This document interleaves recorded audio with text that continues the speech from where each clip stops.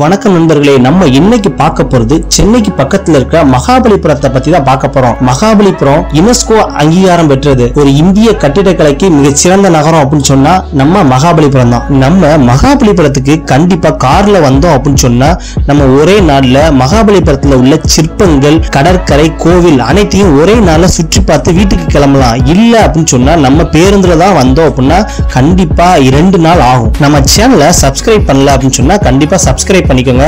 அப்பதான் இது போல நான் போடுற வீடியோக்கள் எல்லாம் உங்களுக்கு நோட்டிபிகேஷனா வரும். மகாபலிபுரத்துல 20க்கும் மேற்பட்ட இடங்களை பார்க்க வேண்டி இருக்கு. ஆனா இன்னைக்கு நம்ம ஒரு சில இடங்களை தான் பார்க்க போறோம். 20 இடங்களையும் பார்த்தோம் அப்படின்னு சொன்னா வீடியோ ரொம்ப லென்த்தா போயிடும். அதனால இன்னைக்கு நம்ம ஒரு சில குறிப்பிட்ட இடங்களை மட்டும் பார்க்கலாம். வாங்க இன்னைக்கு வீடியோக்குள்ள போகலாம். நம்ம மகாபலிபுரத்துக்குள்ள போய் சுற்றி பார்க்கறதுக்கு நுழைவு கட்டணமா 40 வசூலிக்கிறாங்க.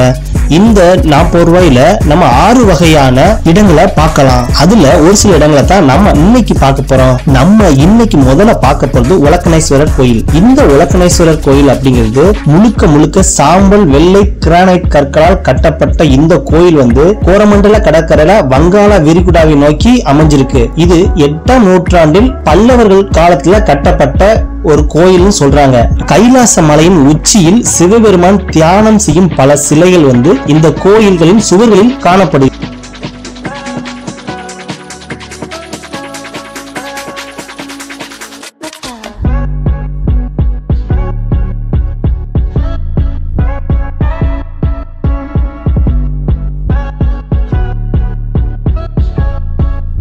அடுத்து நம்ம பார்க்க போறது கடல்சார் அருங்காட்சியகம். இந்த கடல்சார் அருங்காட்சியகத்துக்கு தனியா நுழைவு கட்டணம் இருக்கு. இந்த கடல்சார் அருங்காட்சியகத்துல கடல் சார்ந்த, அதாவது பழைய காலத்தில் பயன்படுத்தப்பட்ட கடல் சார்ந்த பொருட்கள், அனைத்து வகையான பொருட்களையும் இங்க வச்சிருக்காங்க. இந்த கடல்சார் அருங்காட்சியகத்துல பார்க்கிறதுக்கு ரொம்ப வியப்பா இருந்துச்சு. ஏன்னா அந்த அளவுக்கு பழங்காலத்தில் பயன்படுத்தப்பட்ட கடல் சம்பந்தப்பட்ட, கப்பல் சம்பந்தப்பட்ட பொருட்கள் அநேகமா ரொம்ப அதிகமாவே இருந்துச்சு. அந்த அளவுக்கு ஒரு சூப்பரா இருந்துச்சு இந்த கடல்சார் அருங்காட்சியகம். அடுத்து நம்ம பார்க்க போறது மகாபலிபுரம் லைட் ஹவுஸ். இந்த லைட் ஹவுஸ் பார்க்கிறதுக்கு ஒரு அந்த அளவுக்கு சூப்பரான ஒரு பிளேஸ்ங்க. லைட் ஹவுஸுக்கும் தனியா நுழைவு கட்டணம் உண்டு. இந்த லைட் ஹவுஸ்ல நம்ம மேல ஏறி போனோம் அப்படின்னு சொன்னா கண்டிப்பா தலை சுத்தும். அந்த அளவுக்கு ஒரு குறுகலான படிக்கட்டு உடையது. லைட் ஹவுஸ் மேல இருந்து மகாபலிபுரத்துல இருக்கிற வியூ பாயிண்ட் அந்த அளவுக்கு சூப்பரா இருக்கும். கிட்டத்தட்ட ஒரு 10 நிமிஷத்துக்கு மேல நம்ம ஒரு 10 பேரா தான் மேல போக முடியும். அந்த அளவுக்கு ஒரு அருமையான பிளேஸ் கூட இதை சொல்லலாம்.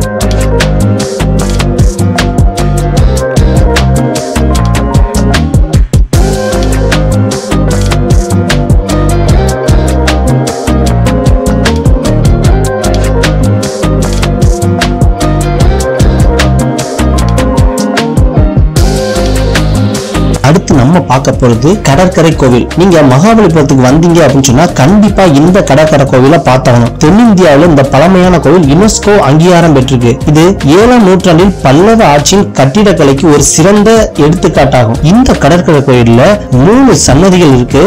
2 சிவன் மற்றும் 1 விஷ்ணு அர்ப்பணிக்கப்பட்டது. சிவலிங்கம் கொண்ட கருவறையும் இங்கேயே இருக்குங்க.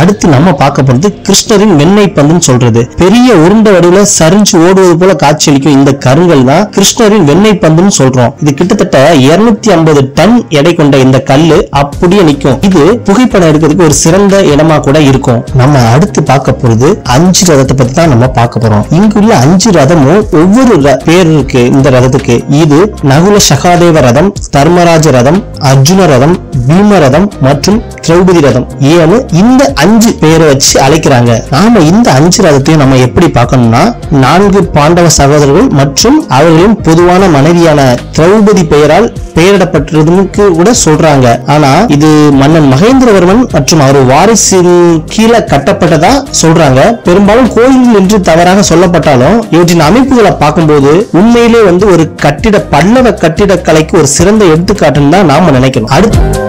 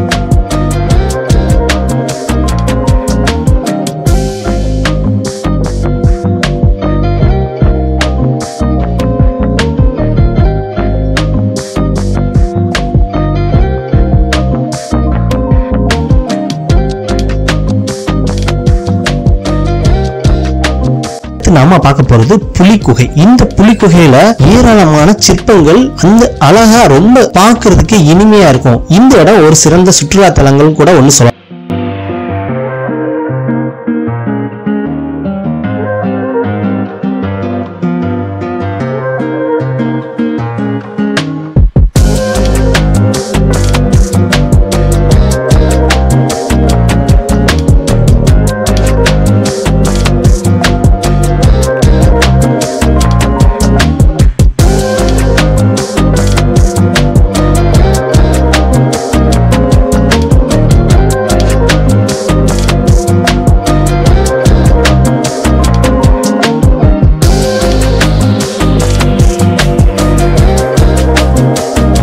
அடுத்து நாம பார்க்க போறது அர்ஜுனன் தவம். இது மகாபாரதத்திலிருந்து அர்ஜுனன் தவம் பற்றி ஒரு புராண கதையின் பிரதிநிதியாக நம்ம ஒரு செதுக்கப்பட்ட நினைவு சின்னம் தான். இந்த இடம் மகாபலிபுரம் பக்கத்துல அருகையிலே இருக்கு. இதுவும் கிட்டத்தட்ட 30 மீட்டர் உயரமும் 15 மீட்டர் அகலம் கொண்ட பஞ்ச பாண்டவர் குகை கோயிலுக்கு பக்கத்திலே அமைஞ்சிருக்கு. இது 7ஆம் நூற்றாண்டை சேர்ந்ததுன்னு கூட சொல்றாங்க. அந்த அளவுக்கு இந்த அர்ஜுனன் தவம் அங்க அந்த சிற்பங்கள் பார்க்கறதுக்கே மிக அருமையா அந்த கட்டிடக்கலைக்கு சிற்பக்கலைக்கு ஒரு சிறந்த எடுத்துக்காட்டுன்னு கூட சொல்லலாம். நாம இன்னும் பார்த்தோம்னா வீடியோ ரொம்ப லென்த்தா போகும். கிட்டத்தட்ட நானே ஒரு 10 நிமிஷத்துக்கு மேல வீடியோ போட்டேன். இன்னும் பார்க்கறதுக்கு மகாபலிபுரத்துல கிட்டத்தட்ட ஒரு 15க்கும் மேற்பட்ட இடங்கள் இருக்கு. இந்த இடங்களை பார்க்கணும் அப்படின்னு சொன்னா 2 நாட்கள் பத்தாது. அந்த அளவுக்கு உங்களுக்கு நேரம் ஆகும். ஒரு நாள் இங்க தங்கி பக்கத்திலேயே ரெசார்ட் எல்லாமே இருக்கு. தங்கி நல்ல ஒரு நாள் ரெஸ்ட் எடுத்துட்டு அடுத்த நாள் ஃபுல்லா முழுமையா காலையில அந்த சூரிய உதய காட்சி கடற்கரையிலிருந்து பார்க்கறதுக்கு அந்த அளவுக்கு சூப்பரா இருக்கும் கடற்கரை கோவில் இருந்து. அதனால ஒரு நாள் அல்லது 2 நாள் தங்கி பார்த்துட்டு போறதுக்கு ஒரு சிறந்த சுற்றுலா தலம் கூட இந்த இடம் சிறப்பா அமையும். இந்த வீடியோ பிடிச்சிருந்துச்சு அப்படின்னு சொன்னா கண்டிப்பா லைக் பண்ணுங்க, ஷேர் பண்ணுங்க, கமெண்ட் பண்ணுங்க. நம்ம சேனல் இன்னும் சப்ஸ்கிரைப் பண்ணாதவங்க கண்டிப்பா சப்ஸ்கிரைப் பண்ணிக்கோங்க. ஏதாச்சும் கமெண்ட் பண்ணா கண்டிப்பா கீழே கமெண்ட் பண்ணுங்க. அப்பதான் நம்ம அடுத்தடுத்து வீடியோ போட முடியும். கண்டிப்பா நம்ம சேனல் சப்ஸ்கிரைப் பண்ணிக்கோங்க. ஓகே ஃப்ரெண்ட்ஸ், அதுவரை உங்களிடம் விடைபெறுகிறேன். நன்றி.